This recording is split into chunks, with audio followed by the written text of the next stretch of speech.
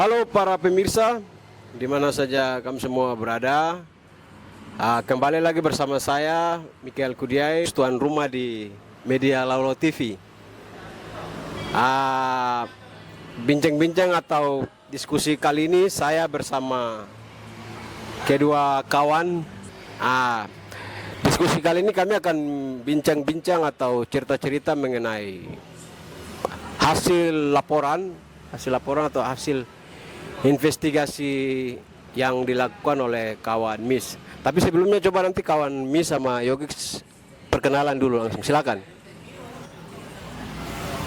Terima kasih untuk kakak Miko sudah mengundang saya untuk bicara di sini. Iya, jadi nama saya Miss Murid, biasa panggil Miss. Saya di Yapkema, selain di Yapkema saya kebanyakan investigasi soal kasus HAM di Puncak Jaya, dan juga menyangkut dengan investigasi perusahaan-perusahaan yang misalnya pertambangan yang Nabire. Yang ini yang mungkin beberapa bulan ini yang saya sedang lakukan. Terima kasih. Oke, selamat sore kawan-kawan pemirsa di mana saja berada. Perkenalkan, saya John Giai. Asal organisasi saya dari Green Papua. Green Papua sendiri dia fokus melawan ini arus kapitalisme di Papua, termasuk investasi dan segala macam yang kemudian di backup oleh Indonesia, tapi juga di lapangan diamankan oleh banyak praktek militeristik itu kita, dan juga kita membawa semangat bagaimana penguasaan sumber daya alam oleh rakyat itu. Oke, terima kasih kawan Miss dan kawan Yogix. Nah, jadi kawan Miss juga ini tahun kemarin kalau tidak salah ya, tahun kemarin itu pernah 2023 itu pernah lakukan investigasi sekaligus keluarkan berita laporan di Kompas One ya. Itu berkaitan dengan pertambangan galian C di Kali Korwa di Sanoba lagi di Samabusa. Itu juga pernah sempat viral di media di Papua Tengah, khususnya di Nabire. Kali ini kawan MIS juga dia lakukan investigasi berkaitan dengan beberapa perusahaan-perusahaan yang ada di Nabire. Silakan saya kasih kesempatan untuk kawan MIS menjelaskan apa hasil investigasi itu, terus masalah persoalannya apa saja, terus perusahaan itu bentuknya seperti apa, terus letaknya di mana. Silakan kawan MIS laporkan, silakan. Baik, terima kasih. Jadi seperti yang tadi disampaikan oleh kakak Miko, dan saya pikir saya akan mencoba untuk masuk dari apa yang sudah mungkin menjadi yang sudah saya lihat hasilnya. Itu dari tahun 2023 itu saya pernah melakukan investigasi selama 2 minggu. Itu terhadap perusahaan Karya Papua. Ini dia masuk dalam pertambangan golongan galian C. Ya. Jadi operasinya itu pasir dengan batu. Itu di Samabusa. Di Samabusa. Oh, ya. Karya Papua. Karya Papua. Nah, setelah saya investigasi selama 2 minggu, dan di situ ada temuan bahwa di mana perusahaan itu kan, semua perusahaan itu punya hak, tapi juga punya kewajiban. Ya. Jadi dia punya hak untuk mengambil segala sumber daya sesuai dengan wilayah izin usahanya, tetapi dia punya kewajiban yang harus dia lakukan. Ya. Yang mungkin kita lebih kenal dengan Cesar ya, kalau tidak salah, Cesar itu. Nah, hasil investigasi saya di sana itu ada temuan bahwa perusahaan Karya Papua ini selama 5 tahun itu tidak pernah ada program Cesar terhadap masyarakat yang terdampak. Masyarakat yang punya hak wilayah, ya tentu dia bayar dari perusahaan. Terlepas dari itu, masyarakat yang terdampak akibat dari operasi ini harus diperhatikan melalui program Cesar itu.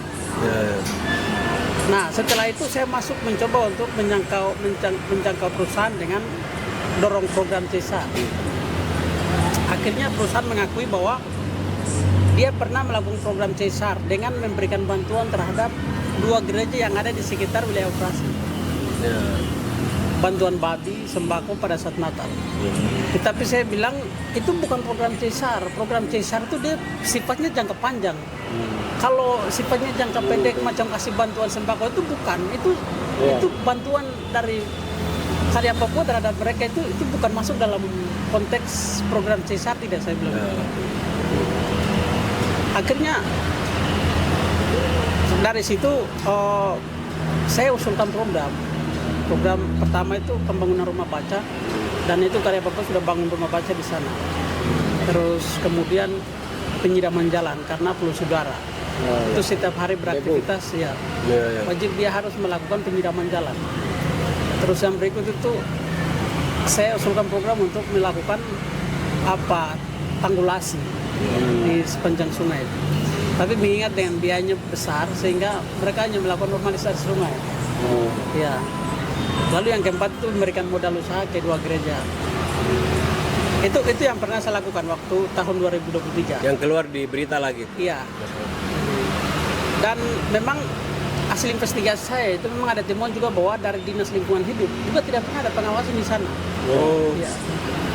Jadi Dinas Lingkungan Hidup ini kan punya kewajiban untuk bagaimana supaya perusahaan itu berjalan sesuai dengan aturan atau tidak.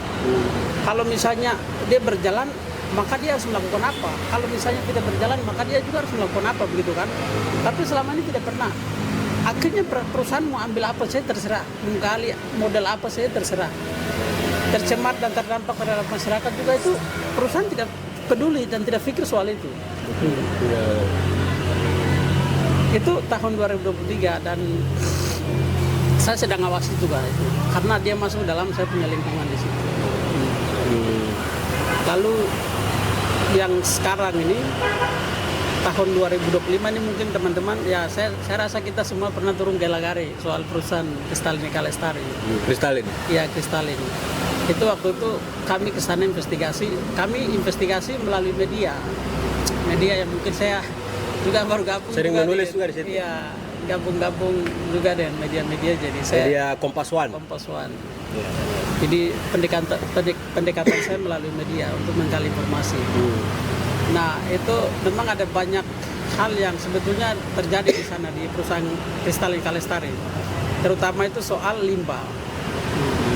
Jadi penggunaan merkuri ini kan tidak efektif dari perusahaan, jadi terdampak pada masyarakat setempat. Misalnya masyarakat Legari yang mereka bermukim dekat wilayah operasinya itu, yang tadinya mereka mengonsumsi ikan-ikan dengan sehat, ya padi yang mereka tanam menghasilkan ya cukup bagus, tapi kemudian adanya perusahaan terus menggunakan merkuri yang kemudian tidak teratur, akhirnya terdampak di situ. Ikan-ikan tuh matanya besar, perutnya besar, terus padi juga tidak menghasilkan buah yang baik. Dan ini keluhan yang masyarakat sampaikan di kami waktu kami di sana. Tapi perusahaan tetap jalan. Bahkan ada beberapa informasi yang saya dapat itu perusahaan Kristalin Kalestari itu, ini siapapun tidak bisa lawan. Itu yang punya siapa? Saya belum tahu juga ini yang punya siapa begitu. Ya. Itu saya dapat informasinya seperti itu. Nah, kemudian yang sekarang ini saya dapat informasi lagi dari masyarakat bahwa ada penambangan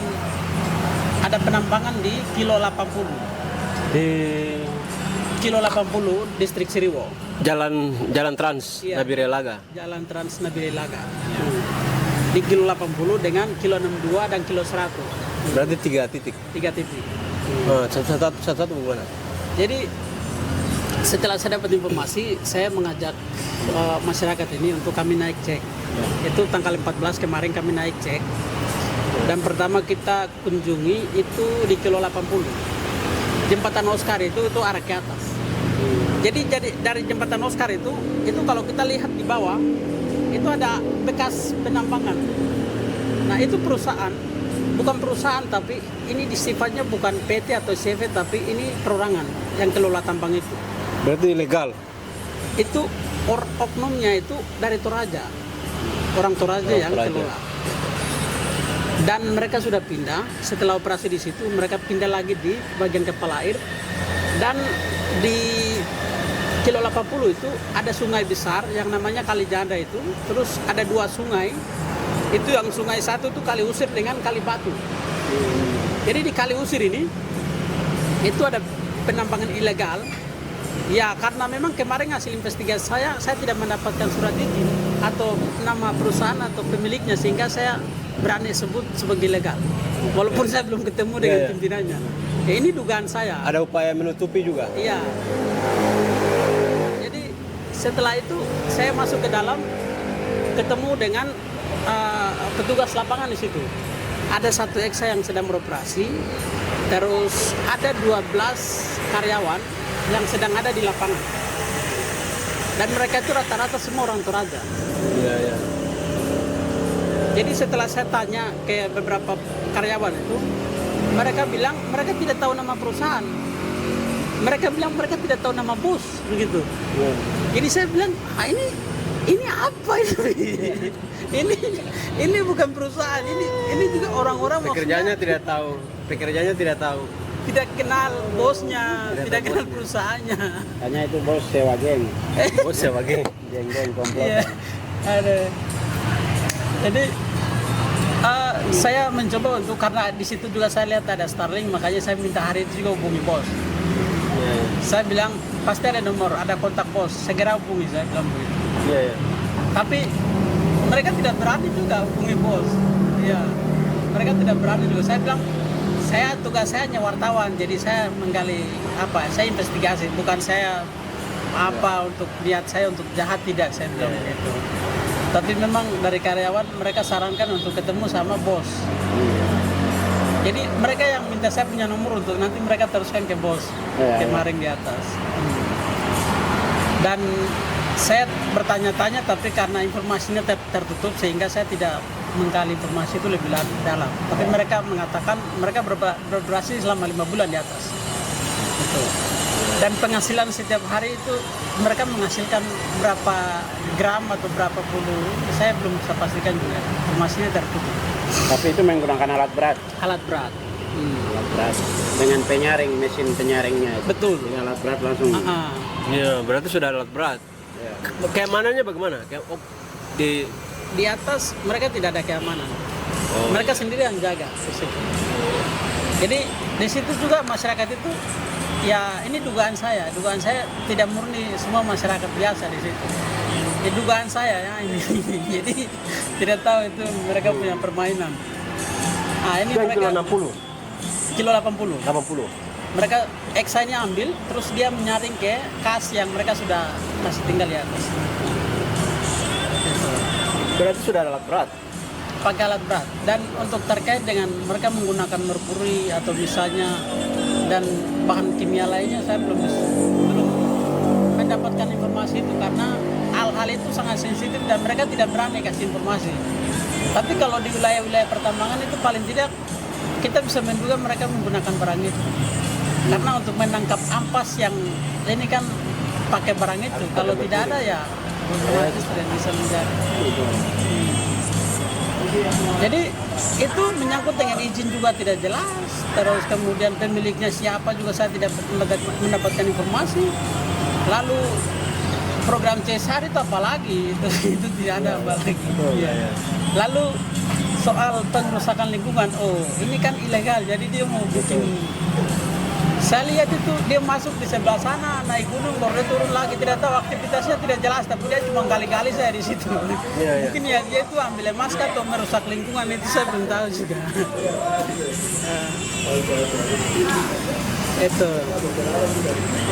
Itu yang di Kali Usir. Lalu kami balik, kami masuk lagi di Kali Batu. Itu di kilo 80. masih 80. Kali Batu itu justru mereka menggunakan 2 eksa. Ini satu perusahaan lagi. Satu perusahaan lagi. Dan perusahaan ini milik orang Cina. Itu di kilo 80. Di satu tempatnya lagi. Satu tempatnya lagi. Jadi ini ada urat gunung, dari urat gunungnya di sebelahnya ada sungai, jadi ada sungai sebelah ini kali usir. Itu yang tadi. Orang Toraja ini. Itu yang tadi orang Toraja. Sedangkan yang sungai yang Kali. satu ini yang Cina. Cina. Jadi di situ tuh karyawan Cina 8 orang, Biak 2 orang. Sedangkan kita masyarakat sendiri yang di atas mungkin Pak kepala dusun atau bias punya anak keluarga itu ada 1 orang di situ. Nah, Eksa yang satu ini itu tugas dia menggali buangan. Dia sedang menggali buang, terus bikin jalan segala macam. Sedangkan Eksa yang satu ini dia menggali material lalu buang ke kas. Ya. Jadi saya ketemu Cina terus saya mencoba untuk bicara pakai bahasa Indonesia. Dia tidak tahu. Saya bilang, ini apa ini, bikin apa di sini? Kayak begini susah kalau tinggal di hutan ini, bahaya ini. Ya. Saya bilang ya, oke. Saya bilang baru saya turun dan ketemu dengan ada kakak satu di situ dan saya bertanya-tanya. Itu mereka sudah sekitar 6 bulan lebih mereka beroperasi. Oh, yang tadi 5 bulan, yang ini 6 bulan. Ini 6 bulan lebih. Dan memang dia punya wilayah operasinya itu sudah terlalu besar, jauh sekali mereka sudah ambil. Yang Cina. Yang Cina ini. Ini yang paling besar, agak Iya. besar. Ini jaraknya saya perkirakan 100 meter sudah mereka garap. Oh, itu di atas. Lalu mereka pakai 2 Eksa. Terus kebetulan hanya yang ada di atas 2 orang Cina itu, yang satu pegang Eksa, yang satunya jaga dengan 3 orang Papua itu. Sedangkan 6 orang ini orang Cina dengan yang biasa transit dari orang Jakarta ini, itu katanya mereka turun di sini. Jadi saya tanya nama perusahaan, nama bos juga, itu kakak-kakak yang ada di situ tuh, mereka bilang, aduh orang Cina tuh, dia pun nama pakai bahasa Cina jadi susah sebut, mereka bilang. Pekerja di situ. Iya, pekerja di situ. Aduh, saya bilang Nama perusahaan juga tidak tahu. Don tidak sampaikan, Don bilang kita tidak tahu nama perusahaan.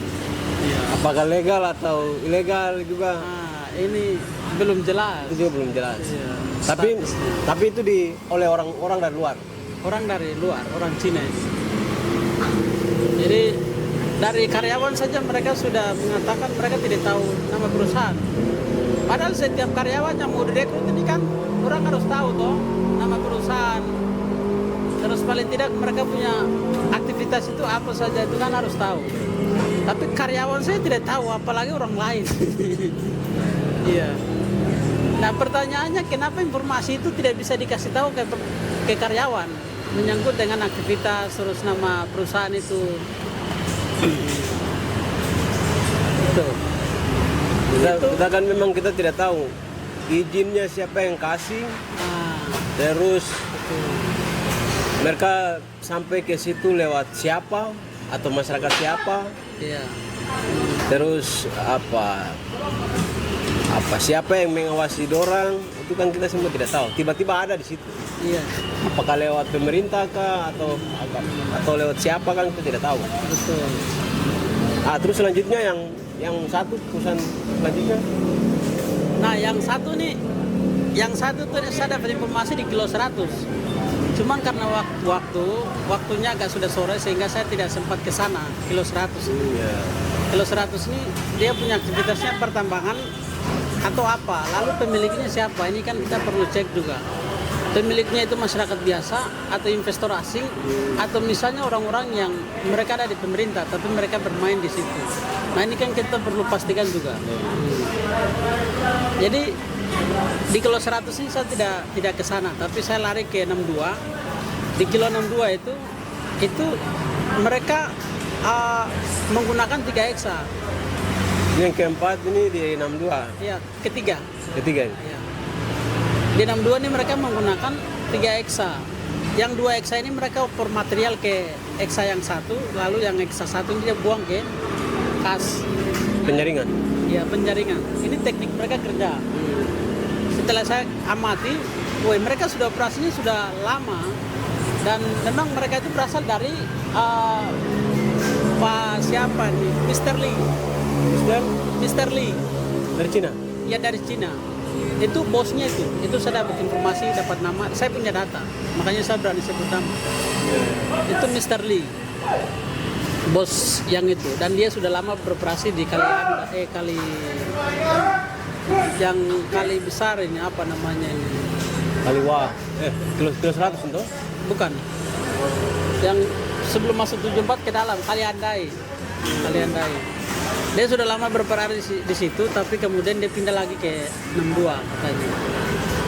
Jadi dia menggunakan 3 eksa, dan di situ karyawannya itu saya lihat tidak ada orang Papua. Masyarakat yang punya hak wilayah juga tidak ada di situ. Yang saya lihat di situ ada orang Cina, ada orang Jawa. Jadi orang Cina ini saya mau mengajak bicara juga dia tidak tahu bahasa Indonesia. Jadi susah lagi. Lalu saya bicara dengan Mas Jawa satu, dan dia sampaikan itu pemiliknya Mr. Lee. Mr. Lee.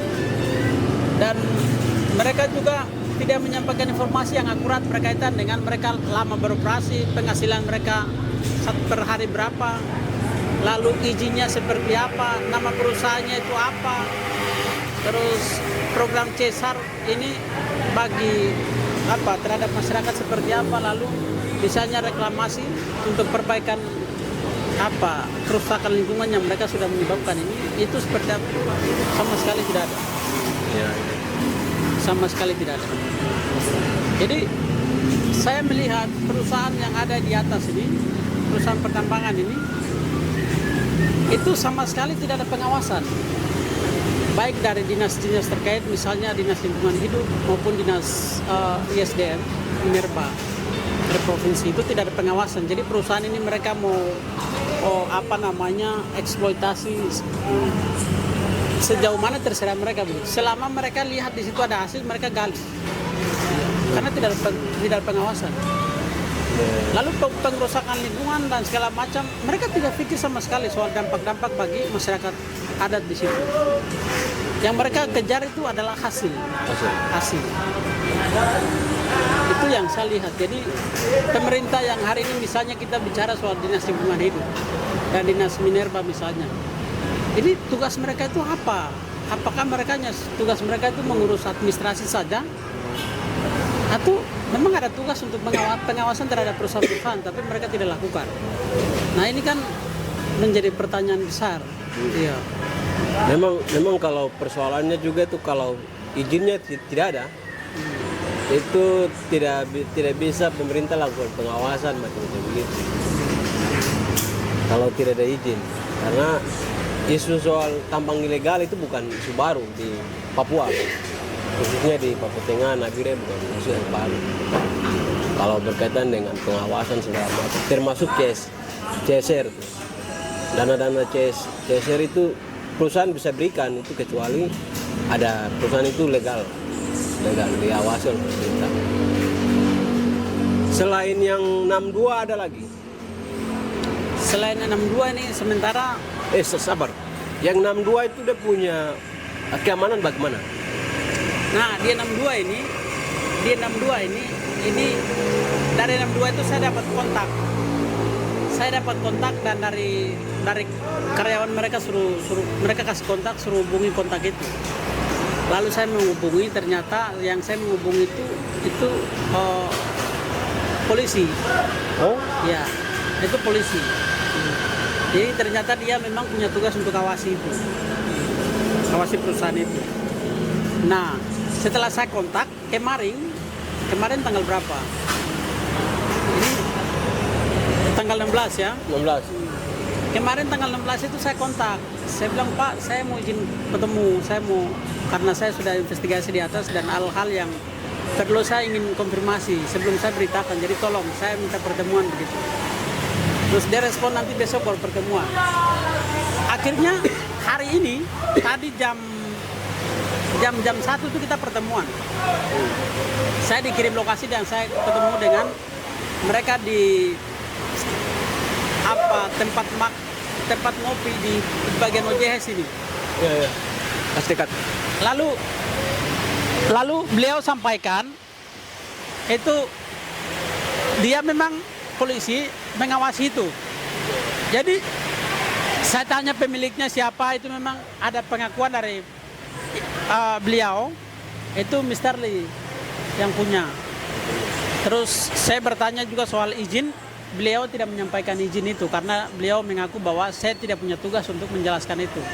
Itu nanti ketemu dengan bos, katanya begitu. Terus penggunaan bahan kimia misalnya merkuri, itu beliau sampaikan mereka tidak gunakan itu di atas.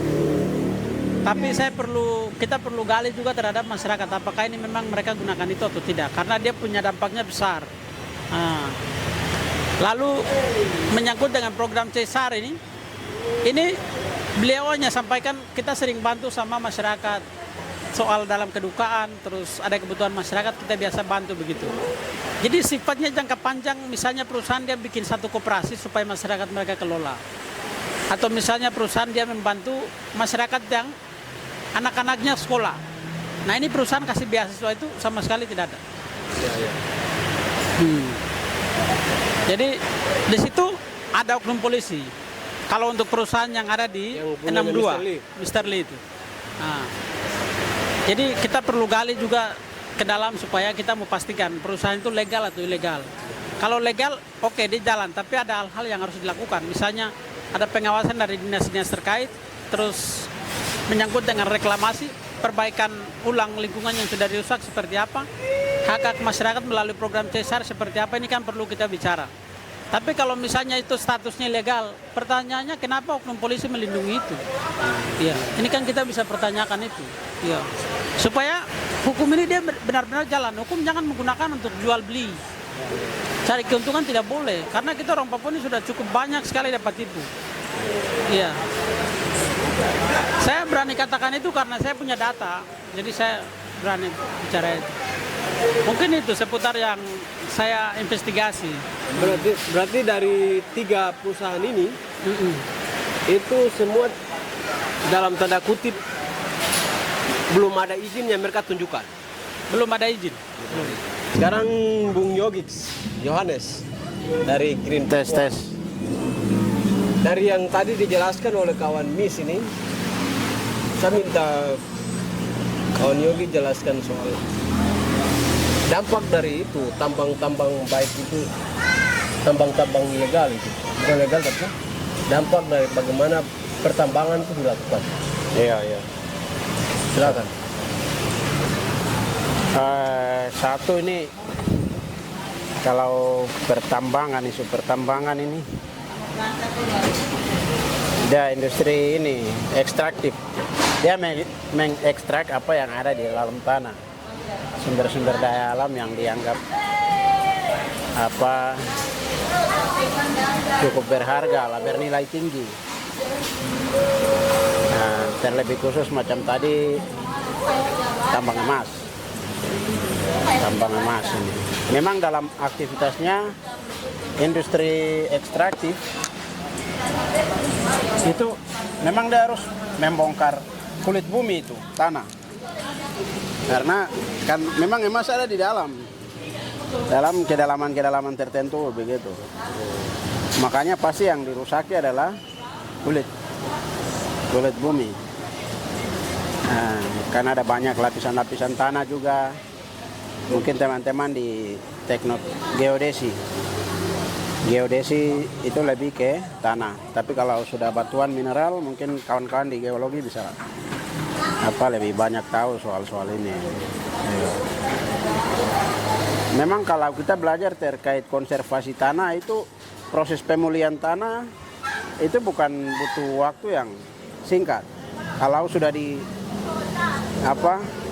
kasih rusak, kasih gali begitu. Apalagi sudah ada misalnya penggunaan merkuri misalnya. Kemungkinan ada temuan karena ada pengamatan secara kasat mata, pengamatan langsung. Misalnya tadi di PT Kristalin. PT Kristalin itu kan kita sudah bisa lihat penggunaan merkuri yang kemudian dia bisa berdampak pada biota sekitar. Lebih banyak misalnya di soal ikan yang kondisi fisiknya itu matanya besar, kepalanya besar juga. Iya, kepalanya besar juga, tapi ini itu. Jadi kalau orang yang misalnya mempelajari terkait ilmu lingkungan, kalau ada tanda-tanda penyakit semacam itu terhadap makhluk ataupun ada keanehan terhadap tumbuhan-tumbuhan sekitar, itu sudah bisa diambil kesimpulan secara kasat mata bahwa di lingkungan ini tidak nyaman. Nah, tinggal dilakukan proses penelitian lebih lanjut, misalnya sampel mulai dari muara, tempat penambangan diambil, pertengahan diambil, berapa titik, dibuat berapa spot, dan pada tahap akhir. Sehingga kita bisa lihat kontaminasi di titik awal berapa, terkontaminasi airnya dengan kadar bahan kimia yang berat, itu zat kimia berat itu.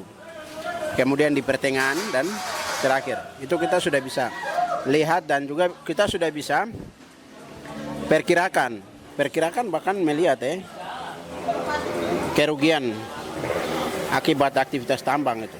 Jadi kerugiannya itu bisa dampaknya macam-macam, tadi kesehatan dan yang lain-lain. Nah, karena ikan dan air ini kan tidak bisa dikontrol. Kalau dia sudah terkontaminasi, dia akan bergerak kemana saja air, apalagi air. Pasti bermuara, dari muara, terus ikan-ikan misalnya. Ikan-ikan misalnya. Jadi tidak terkontaminasi itu bisa-bisa saja yang terdampak itu biota laut itu, biota air itu, air yang di kali, biota yang ada di kali maupun yang ada di muara yang sampai di laut.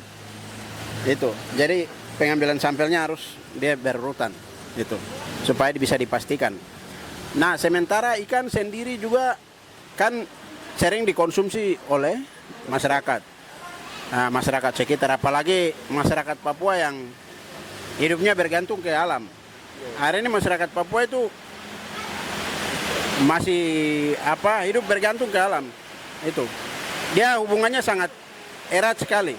Dengan dia dusun, dengan dia gunung, dengan dia tanah, laut, kali itu masih sangat bergantung. Karena itu, kenapa dia sangat tergantung? Karena wilayah-wilayah adat ini menjadi ruang hidupnya mereka, tempat mereka mencari hidup. Nah, mereka mencari hidup, mereka mencari bahan-bahan untuk bisa dikonsumsi dan segala macam. Nah, kalau karakter masyarakatnya seperti begini, sudah pasti ikan-ikan yang di sana itu juga sudah sering, sekali-sekali itu pasti masyarakat sering konsumsi. Ikan itu dia bisa jadi transport polutan atau dia jadi transport polutan yang kemudian bisa kena manusia, begitu. Misalnya masyarakat ikan yang ditangkap di Kali Mosairo misalnya itu dijual di masyarakat di Samabusa. Itu tetap masyarakat di Samabusa juga kan kena dampak, atau dikirim ke pasar di Oyehe atau di pasar di Kalibobo. Yang akan terdampak bukan hanya masyarakat Papua, karena yang akan belanja itu bukan hanya masyarakat Papua tapi secara umum masyarakat Amber juga kan terdampak. Semua. Itu. Makanya ikan ini dia menjadi transport polutan. Transport polutan itu artinya dia jadi alat untuk dia jadi transisi ke manusia pindah. Yang sebenarnya airnya tercemar. Nah, airnya tercemar kena ikan. Ikan ini dikonsumsi oleh manusia. Manusia juga nanti kena. Apalagi kalau ikannya sudah masuk ke pasar. Dijual belikan di wilayah yang berbeda lagi. Nah, itu. Jadi memang tambang-tambang yang hari ini ada di Papua Tengah maupun yang hampir 2 minggu terakhir ini kan yang lagi nama naik ini Manakwari. Yang lagi dia naik di media. Kita belum tahu nih yang macam di Papua Tengah, Yaukimo dan tempat-tempat lain yang hari ini sedang diambil secara ilegal. Itu. Jadi aktivitas penambangan seperti ini sudah pasti dia berdampak buruk. Apalagi misalnya tadi macam aktivitas penambangan di wilayah Kilo tadi. Ini kalau kita mau bilang itu dia di wilayah-wilayah kepala air. Daerah-daerah pegunungan yang kali-kali ini semua juga bermuara ke laut di wilayah-wilayah Nabire. Nah, kalau di bagian kepala air di atas ini sudah kehilangan tumbuhan sekitar ya, karena ini kan air di atas ini pasti dia masuk lewat akar-akar pohon masuk kembali ke dalam tanah. Tapi kalau di atas juga sudah dirusak, dihancur kiri kanan, itu otomatis di atas ini akan ada luapan besar. Banjir, air, hujan sedikit bisa saja dia turun. Karena di atas ini kan dia tidak bisa lingkungan hutan-hutan semua hilang ini, sudah tidak ada pinggir-pinggir, apalagi misalnya di bantaran sungai yang memang fungsinya untuk resapan air, itu kalau tidak ada otomatis dia akan airnya itu dia terkirim ke bawah begitu, terakumulasi, jadi lebih banyak. Sebenarnya itu bisa dicegah di atas, sehingga air yang dikirim ke bawah itu lebih semakin sedikit. Makanya kalau macam kita bisa lihat fenomena-fenomena itu kayak misalnya di Jayapura, Kali Kamolker. Bagian bawah pasti kering. Karena di atas memang di kepala air itu ada pohon banyak. Jadi air begitu turun pasti ke bawah dia kering. Itu juga karena dia terserap di ini. Dia meresap ke bawah sudah dari atas itu. Gitu. Jadi dia ini dampak dia akan dampak itu ke air, terus penyediaan air tanah. Air tanah dia tidak akan terganggu itu yang kita lihat. Kalau dampak ke biota air saya pikir itu sudah pasti, karena ikan itu punya syarat-syarat untuk dia hidup. Nah, sekalipun tidak ada penggunaan merkuri misalnya di atas, tapi kalinya kabur saja itu mengganggu ikan untuk dia bisa hidup. Apalagi macam ikan mas, ikan mujair, ikan betika, ikan kepala batu yang ini anak-anak di Nabire sini biasa jalan cari itu. Parit, lele, belut itu punya syarat-syarat hidup untuk lingkungan khusus kondisi air itu masing-masing sendiri. Makanya kebanyakan di kali-kali yang tercemar got-got di kota sini pasti yang bisa hidup di situ pasti terakhir itu ikan gabus dengan belut sama ikan kepala batu itu. Jadi kalau orang bilang di atas itu tidak pakai merkuri jadi tidak mencemar dan tidak akan tidak, tetap dia berdampak pada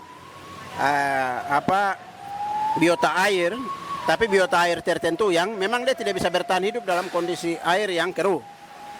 Itu. Karena kualitas air itu ada kondisi fisik, biologi dan kimia.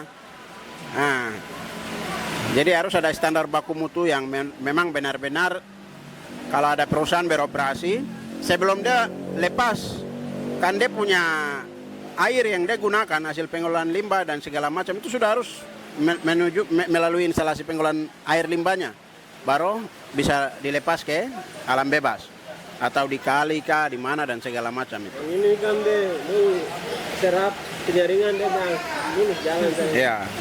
Satu lagi tuh ada saya dengar cerita-cerita kayak di beberapa ada macam lalu saya dengar kayak Mukairo juga itu ada cerita-cerita kalau perusahaan bisa sudah gali itu kalau dia tutup kembali itu aman. Itu bagaimana? Ya, jadi kita harus. Tapi bekas-bekas timbunannya, bekas-bekas ini masih ada. Ya. Jadi ada cerita-cerita pilu yang menyakitkan bukan hanya di Papua tapi hampir seluruh di Indonesia maupun di luar negeri di mana saja belahan bumi itu tidak ada di tanah bekas tambang itu sudah jelas-jelas itu pasti proses reboisasi dan segala macam untuk penyehatan lingkungan kembali itu sangat lama. Karena apa? Tanah ini sampai dia pada proses tanah yang sehat lah, tanah yang sehat atau tanah yang subur itu dia memakan proses ribuan tahun. Hutan-hutan di Papua, tanah-tanah hari ini yang ada di Papua itu dia bisa jadi subur itu bukan langsung tanah ada langsung dia subur, tidak, dia melalui proses ribuan tahun, proses pelapukan daun-daun dan segala macam hewan-hewan yang mati di hutan itu yang melapuk menjadi tanah-tanah yang subur. Sehingga kalau memang hancurkan itu bisa cepat, apalagi dibantu oleh teknologi yang canggih misalnya alat berat dan segala macam. Tapi kalau ada ada ahli lingkungan atau yang memihak perusahaan yang dia katakan bahwa penyihatan lingkungan akan dilakukan secepat mungkin 1-2 tahun bisa, itu tipu, itu pembohongan publik, itu pembodohan terhadap rakyat hari ini. Tidak ada dalam ilmu lingkungan proses penyihatan lingkungan, apalagi dalam proses misalnya dalam konteks konservasi tanah itu butuh ribuan tahun. Nah, ribuan tahun. Kalau melalui rekayasa lingkungan bisa saja dibuat. Tapi sebenarnya kondisi tanah kalau dibuat diteliti secara detail, tentu kondisi tanah itu tidak seperti sebelum perusahaan masuk. Sebelum perusahaan masuk. Karena tanah-tanah itu sebenarnya sudah bekas galian tambang dan bahan-bahan kimia, apalagi yang bahan-bahan kimia yang berbahaya. Nah, ada limbah B3, jadi berbahaya, berbau dan beracun. Limbah B3 itu biasa banyak sekali dari perusahaan itu ada. Jadi kalau teman-teman misalnya ada yang belajar tentang ilmu lingkungan akan mempelajari juga tentang limbah industri, limbah B3 itu. Nah, itu.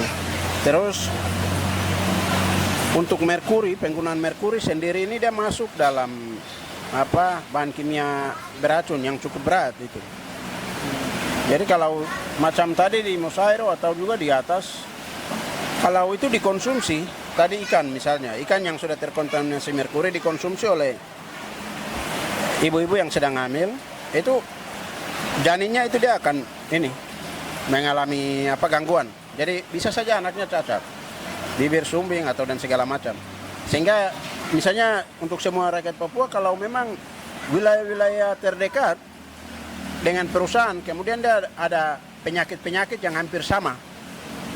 Satu desa itu ada yang ini dan segala, itu bukan karena fenomena alam artinya karena orang tuanya ini dan hal-hal mistik, tidak, tapi harus dicek benar-benar terkait kondisi sekitar lingkungan mereka berada. Itu. Apakah di situ ada aktivitas perusahaan dan segala macam, itu harus dicek. Atau juga terkait orang-orang dewasa maupun anak-anak kecil ya. Ada sakit yang hampir sama. Nah, misalnya sakit-sakit yang hampir sama, gagal ginjal dan segala macam, itu juga bisa dicek. Karena merkuri ini banyak sekali, dia dikena di urin juga banyak, ginjal juga banyak. Gitu. Sudah ya? Yang terakhir itu untuk kawan mis. Untuk kawan mis ini saya minta pendapat soal ini ini kan ada wacana tambang rakyat, itu juga sedang didorong juga oleh DPR di Provinsi Papua Tengah.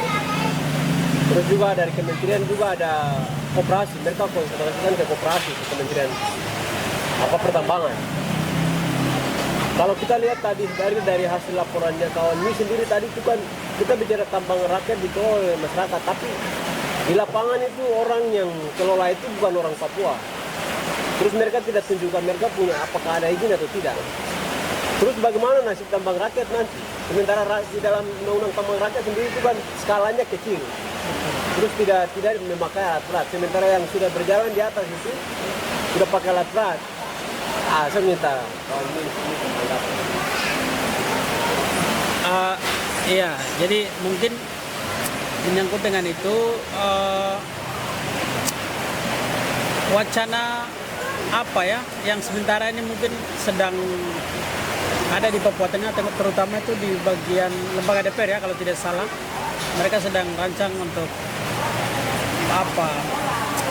perdasi tentang itu kan tambang rakyat. Tapi pertanyaannya itu tambang itu ada tidak begitu ya, di Papua Tengah ini yang bisa dijangkau oleh masyarakat tanpa alat berat. Kalau misalnya kita lihat real di lapangan, itu tambang-tambang yang bisa dijangkau oleh masyarakat tanpa teknologi, misalnya alat berat dan lain-lain. Itu sudah diambil oleh orang-orang. Misalnya sekarang ada temuan kita itu soal ada beberapa perusahaan yang masuk gali. Ini kan di bibir sungai segala macam berdekatan dengan sungai itu sudah diambil oleh perusahaan-perusahaan yang bukan dikelola orang Papua. Jadi pertambangan rakyat yang dimaksud itu mau kelola tambang yang mana begitu? Tambang di mana yang mereka mau kelola? Karena sementara lagi wacana, ini juga mereka sedang ambil di atas. Semakin hari ini semakin habis. Kalau kita bicara konteks Nabire ini kan misalnya topok ke atas ini kan masyarakat bisa menjangkau dengan tanpa menggunakan alat ini sudah semakin habis. Jadi kalau misalnya kakak-kakak orang mewacanakan soal itu perlu juga harus turun ke lapangan. Bukan tanya-tanya ke masyarakat untuk mendapatkan data, tidak, tapi langsung ke lapangan, cek di tempatnya. Apakah di situ ada bekas perusahaan? Tidak. Atau masih utuh? Kalau utuh ada potensialan? Tidak begitu. Pastikan semua. Baik yang ada di kilo toko ke atas, baik di Nabire Timur lari ke sana maupun Nabire Barat. Ataupun yang ada di Paniai dan seterusnya. Supaya ketika mereka mendorong suatu aturan itu juga bisa apa maksudnya terkontaminasi dengan konteks yang ada di bawah. Kalau mereka buat aturannya seperti itu, tapi kalau situasi di lapangan di bawah seperti itu percuma. Ya. Jadi mungkin itu pendapat yang saya dapat sampaikan. Yang kedua itu mungkin saya lebih ke keamanan. Artinya para penegak hukum begitu. Ini kan para penegak hukum ini kan ya jelas-jelas dari kita sebut penegak hukum kan jelas. Artinya mereka punya tugas untuk menegakkan hukum. Tapi situasi yang hari ini ada di Papua Tengah ini, itu para penegak hukum itu mereka lebih mengejar misalnya kasus-kasus kriminal atau pengedar narkoba, sabu dan lain-lain. Padahal apa bedanya kasus kriminal atau pengedar narkoba dengan kasus misalnya oknum togel atau misalnya oknum penambang ilegal? Apa bedanya begitu? Ini kan sama-sama melanggar hukum. Ini kan sama-sama warga yang boleh patuh pada hukum. Yang harusnya mereka itu posisikan mereka sebagai penegak hukum yang benar. Lalu ketika ada temuan seperti itu langsung berantas. Tapi semacam ada sikap diskriminasi juga ada di situ dalam sistem hukum, sistem penegakan hukum. Jadi itu yang mungkin kedua, yang ketiga itu soal tidak ada pengawasan terhadap pemerintah. Artinya pemerintah ini kan mereka punya wilayah, mereka tahu batas wilayah mereka sampai di mana begitu. Batas daerah ya. Iya, batas daerah. Jadi ketika ada hal-hal yang masuk, misalnya investor mereka masuk, paling tidak mereka sudah tahu bahwa di situ ada perusahaan, di situ ada penambangan emas, di situ ada penambangan ini dan seterusnya.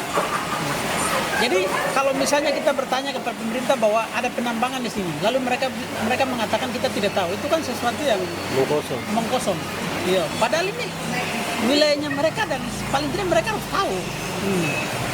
Jadi pemerintah juga ya paling tidak hanya sekedar mengurus administrasi saja, tetapi coba turun ke lapangan dan cek semua tentang perusahaan-perusahaan yang ada. Karena ini menyangkut dengan kehidupan orang Papua ke depan. Ya. Jadi mungkin 3 hal itu yang bisa saya dapat sampaikan. Yang berkaitan dengan tambang rakyat. Terus bagaimana ke depan? Sudah. Ya, jadi kalau kita lihat isu tambang hari ini untuk khusus Papua Tengah ini maupun nasional ini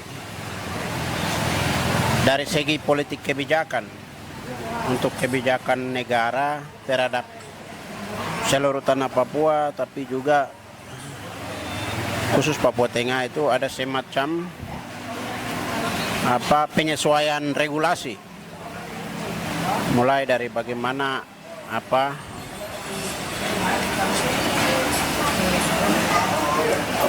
Undang-Undang Cipta Kerja, terus ada renegosiasi PT Freeport, kemudian ada banyak sekali perubahan, termasuk undang-undang terkait undang-undang lingkungan, izin-izin lingkungan yang semestinya harus melalui proses kajian lingkungan hidup strategis KLHS, terus harus ada audit dan segala macam itu sudah tidak terlalu dibuat jadi ribet begitu. Jadi bagaimana hari ini negara mencoba untuk membuka benar-benar keran investasi itu bisa diberlakukan untuk di seluruh Indonesia begitu. Sementara untuk Papua itu ada proses penyesuaian. Ini dari segi politik kebijakannya. Itu soal Undang-Undang Otsus. Undang-Undang Otsus. Saat itu ada banyak aksi-aksi yang dilakukan oleh rakyat Papua, tapi kemudian secara sepihak ya Jakarta lakukan review lah, dibuat lagi Otsus jilid baru yang kemudian izin-izin investasi, kemudian pemekaran itu tidak lagi dari bawah naik, tapi dia top to down, dari atas ke bawah. Iya, kalau dulu kan masih harus proses persidangan misalnya di legislatif, terus di lembaga kultural, MRP juga harus ada proses ini dan segala macam, tapi tidak. Itu. Jadi Undang-Undang Otsus dibuat seramping mungkin untuk bisa menjamin arus investasi milik kapitalisme global juga, atau juga kapitalis nasional. Nah, kapitalis nasional untuk bisa ini masuk secara leluasa di Papua.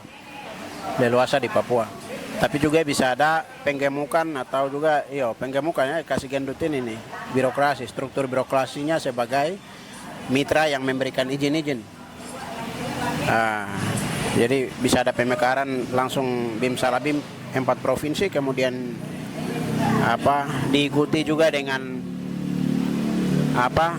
ada semacam politik rasionalisasi. Kalau kita lihat kan akhir-akhir ini ada argumentasi misalnya dari ketua asosiasi gubernur Setanah Papua, Meki Nawipa, ini kan dia mencoba bangun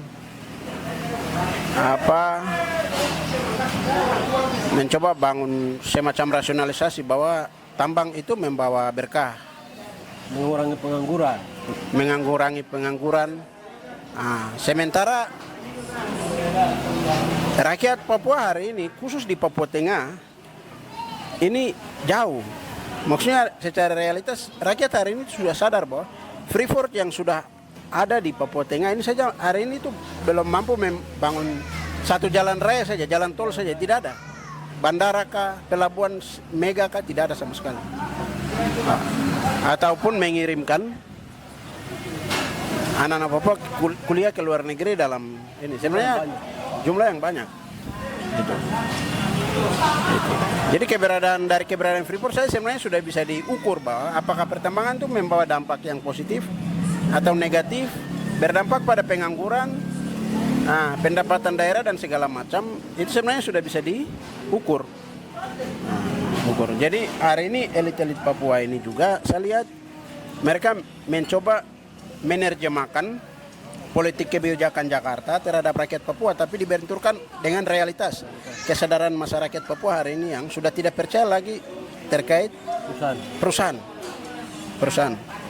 Karena itu sudah menambah barisan panjang ya, kesengsaraan bagi rakyat Papua. Ribuan pasukan TPNPB juga terbunuh di medan tempur dan segala macam. Gara-gara tolak perusahaan, termasuk PT Freeport. Ini. Jadi hari ini penyerangan terhadap TPNPB di area PT Freeport maupun perusahaan-perusahaan yang lain-lain ini tidak bisa dilihat sebagai satu bentuk kriminal dalam bentuk ini kacamata Jakarta, tidak bisa. Ini adalah cara masyarakat adat Papua, rakyat Papua itu menolak aktivitas penambangan itu sendiri, mempertahankan dia punya ruang-ruang hidup, mempertahankan dia punya kali-kali hutan-hutan gunung yang dianggap keramat. Itu yang mereka hari ini mempertahankan itu secara mati-matian itu. Sehingga kalau bukan ya paling dekat Freeport. Kalau soal tambang kita mau belajar. Sehingga sebenarnya hari ini yang rakyat Papua kita hari ini tuh sedang berhadapan dengan tadi bukan hanya Amerika yang punya Freeport, tapi ternyata ada satu struktur yang rapi yang hari ini mencoba masuk. Ada Indonesia, terus ada elit lokal. Ada kapitalisme global modal internasional, ada orang Jakarta yang punya partai, yang punya perusahaan, yang menduk jabatan-jabatan penting. Dia juga ikut melibatkan elit-elit Papua hari ini. Elit-elit Papua hari ini. Itu. Elit-elit Papua hari ini yang mencoba menjemakan dan mencoba menawarkan itu ke rakyat. Tapi hari ini rakyat harus lihat betul-betul jeli, kritis, jangan mau dibodohi. Nah, hari ini rakyat Papua benar-benar kita harus sadar bahwa sebelum negara ada, sebelum pertambangan Freeport ada, kita suka kelola kita tanah secara berkelanjutan. Hutan sudah secara berkelanjutan. Nah, kali, gunung, semua ini sudah secara berkelanjutan sehingga dan juga proses regenerasi ya. Ini banyak orang Papua hari ini sekolah. Ada yang susarjana, doktor, profesor, ini sudah tidak bisa hitung lagi. Jadi kalau soal dusun mau di kilo kah, mau di mana saja stop, lepas ke investor. Investor yang dia mau ada izin kah, tidak kah. Nah, dia mau dalam bentuk industri pertambangan skala besar kah, yang mau skala menengah kah, skala kecil kah. Itu semua ilegal hari ini. Nah, ilegal. Mungkin hari ini dalam konteks kacamata Indonesia ya, kita bilang karena dia terdaftar di dinas satu pintu, dia legal. Tapi kenyataannya justru dinas-dinas terkait tidak pernah sama sekali mencoba untuk memproteksi. Cara memproteksinya apa? Lakukan audit. Tutup perusahaan-perusahaan yang tidak terdaftar. Tidak bayar pajak. Tidak bayar pajak. Mulai dari galian CK, mau AK, tutup semua. Tutup semua. Gitu. Tutup semua. Nah, ketidakaktifan lembaga-lembaga dinas-dinas terkait ini yang rakyat mesti curiga. Apakah ini ada kerjasama lintas lembaga yang kemudian untuk mencuri sumber daya alam milik rakyat hari ini? Sumber daya alam dalam bentuk kayu, emas, galian C yang pasir-pasir timbulan dan segala macam. Ini yang kita harus curiga. Curiga maupun rakyat harus menurut saya hari ini tuh rakyat harus ini. Saya sepakat juga tadi Pimret Lau sampaikan bahwa pertambangan ilegal ini bukan isu baru, sudah lama tapi orang malas tahu. Orang tidak mau tahu. Kemudian saya juga melihat tadi soal rencana Perdasi kah Disusun oleh DPR. Yang disusun oleh DPR ini. Kalau setahu saya itu sebelum harus ada izin penambangan rakyat harus ditetapkan ada wilayah WPR, wilayah penambangan rakyat. Setelah itu baru ada proses IPR, izin penambangan rakyat. Dan itu paling pokok di situ adalah kebijakan kepala daerah, dan kementerian terkait. Kementerian ESDM itu. Sekalipun ada proses persidangan di daerah dan segala macam, semua finalnya ada di Kementerian ESDM itu. ESDM itu. Tapi dalam konteks masyarakat adat sudah lebih dulu ada. Rakyat Papua hari ini dusun-dusun ini ada pemiliknya semua. Nah, tidak ada satu jengkal pun tanah itu di Papua tidak ada, itu semua ada tuan rumahnya, tidak ada yang tidak ada tuan rumah hari ini. Sehingga saya pikir itu dalam konteks Papua sebagai wilayah khusus yang dia menuntut hak menentukan nasib sendiri. Hak menentukan nasib sendiri itu artinya dalam hal politik maupun pengelolaan sumber daya alam. Pengelolaan sumber daya alam itu bagaimana rakyat Papua hari ini bebas mengatur wilayah adatnya sendiri. Dalam konteks pengelolaan sumber daya alam, hasil hutannya itu mau dibagaimanakan, tambangnya mau diapakan dan segala macam. Sehingga saya pikir kalau hari ini suku-suku yang ada di Papua, marga-marga yang ada di Papua ingin mengelola itu sendiri tanpa berikan ke pihak lain di luar dia, itu saya pikir Jakarta jangan ini semacam kebakaran jenggot kan. Ini memang barang sudah milik rakyat Papua. Saya sepakat juga dengan tadi kawan Mis sampaikan bahwa itu sudah memang barang suada dititipkan Itu. Jadi kalau harus lagi-lagi bicara soal persoalan sumber daya alam, persoalan tambang harus tidak boleh terlepas dari Papua sebagai wilayah konflik. Wilayah konflik. Dan juga sebagai wilayah yang kaya akan sumber daya alam dan selama ini jadi rebutan. Dan itu tidak bisa, itu bukan rahasia ini lagi. Main bisik-bisik lagi itu. Ini masyarakat di mana, di dusun mana saya sudah tahu hari ini. Sehingga